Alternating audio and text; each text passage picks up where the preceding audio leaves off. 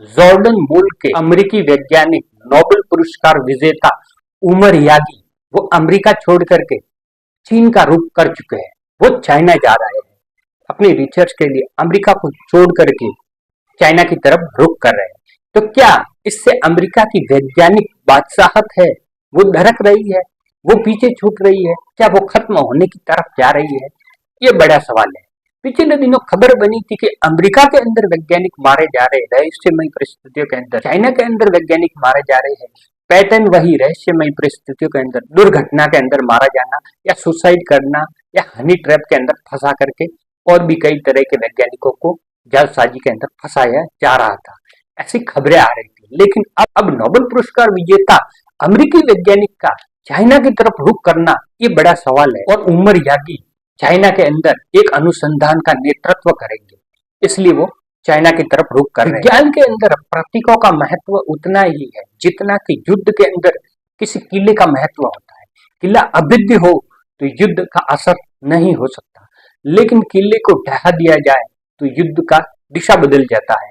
इसी तरह से जो वैज्ञानिक अमेरिका को महान बना रहे थे, उनका चाइना की तरफ रुख करना बड़ा जियोपॉलिटिकल शिफ्ट है। इसके अंदर वैज्ञानिकों को अनुसंधान के लिए एक टीम दी जा रही है, बहुत ज्यादा पैसा दिया जा रहा है और भी कई तरह की सुविधा है वो चाइना के अंदर दी जा रही है। अमेरिका के अंदर पिछले कुछ सालों के अंदर क्या है, नेतृत्व जब से बदला है तब से अनुसंधान के लिए पैसा है, फंडिंग है, वो कम किया जा रहा है। अमेरिका की पहले रिसर्च के अंदर बहुत ज्यादा पकड़ थी। एशिया से हो, यूरोप से हो, अफ्रीका महाद्वीप से हो, दुनिया के किसी भी देश से टॉप साइंटिस्ट, टॉप विद्यार्थी, उनका अंतिम स्थान है वो अमेरिका हुआ करता था। लेकिन अब दुनिया के अंदर ये पूरी तरह से बदलने लगा है। अब लोग चाइना का रुख करने की तरफ लगे हुए।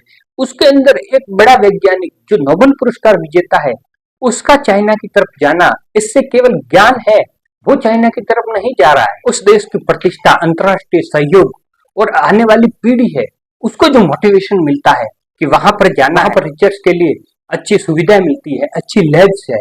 इस तरह से एक नया ध्रुवीकरण वैज्ञानिकों का वो चाइना के अंदर हो रहा है। तो ये बात तो पूरी तरह से नहीं की जा सकती कि अमेरिका की बादशाहत है वो आने वाले 10 या 15 सालों के अंदर खत्म हो जाए। लेकिन जो अमेरिका का जो वर्चस्व बना हुआ था, चाइना उसको तोड़ने के अंदर लगा हुआ है। चाइना विश्व के वैज्ञानिकों को अपने यहाँ पर अंतर्राष्ट्रीय सुविधाएं, बेहताशा पैसा और भी कई तरह की सुविधा दे करके चाइना की तरफ ले जाने के अंदर लगा हुआ है। इस काम के अंदर वो सक्सेस भी हो रहा है, क्योंकि वैज्ञानिक है वो अमेरिका या इंग्लैंड जैसे संस्थानों से इस्तीफा दे करके चाइना का रुख कर रहे हैं।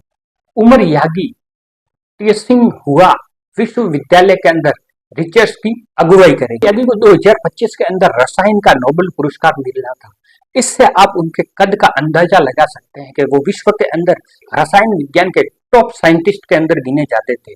उनको नोबेल पुरस्कार मिलना उनकी काबिलियत को दर्शाता है। दशकों तक अमेरिका, सोवियत संघ, यूरोप, भारत और विश्व के किसी भी देश से जो टॉप साइंटिस्ट, टॉप विद्यार्थी थे, उनको अपने यहाँ पर आकर्षित करता हुआ आ रहा था।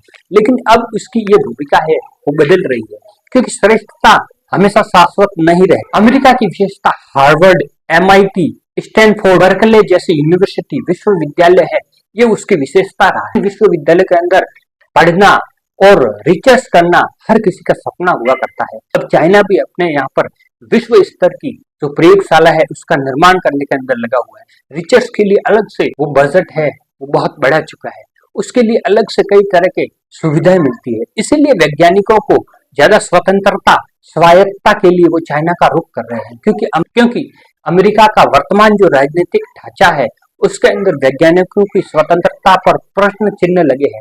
इसलिए वैज्ञानिक ज्यादा स्वतंत्रता अपने रिसर्च पर ध्यान देने के लिए और फंड के लिए चाइना का रुख कर रहे हैं। और उमर यागी आधुनिक पदार्थ विज्ञान के अंदर अग्रणी वैज्ञानिक गिने जाते हैं।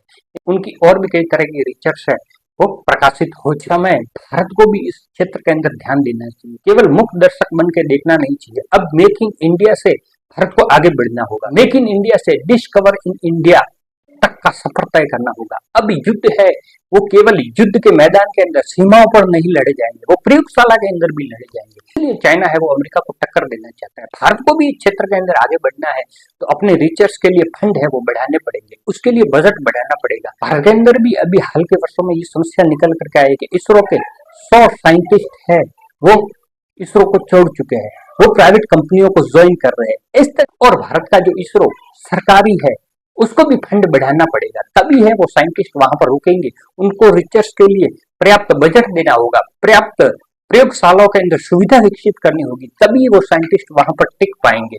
अन्यथा ऐसे ही वो छोड़ करके दूसरे देश का रुख करेंगे या प्राइवेट कंपनियों का रुख करेंगे। भारत के पास में विशाल युवा आबादी है, इसका यूज करना होगा। इस तरह से भारत इस क्षेत्र के अंदर आगे बढ़ सकता है। बाकी आपके इस विषय पर क्या राय है वो कमेंट बॉक्स के अंदर जरूर रखें। वीडियो पसंद आया तो लाइक कर दीजिए, दोस्तों के साथ में शेयर कर दीजिए। ऐसे ही वीडियो हमारे चैनल पर आते रहते हैं। मिलता है एक नेक्स्ट वीडियो के अंदर, तब तक के लिए जय हिंद, जय भारत।